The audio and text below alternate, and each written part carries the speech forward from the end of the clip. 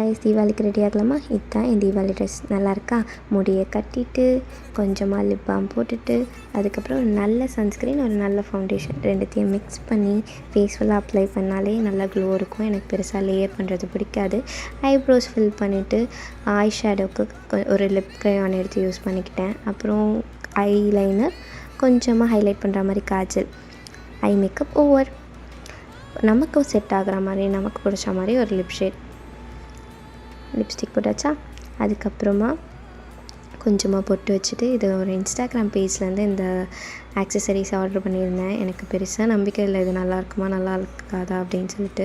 But இதுக்கு suit ஆகிற மாதிரி தான் எனக்கு தோணுச்சு. எப்படி இருக்குது அப்படின்னு சொல்லி கமெண்ட் பண்ணுங்கள். ஹேர் செட் பண்ணுறதுக்கு எதுவும் இல்லை, அவ்வளோதான். அப்படியே லைட்டாக தலை வாரிட்டு ஒரு கிளிப் மட்டும் போட்டுட்டு கொஞ்சம் நேரம் ஃபன் பண்ணிவிட்டு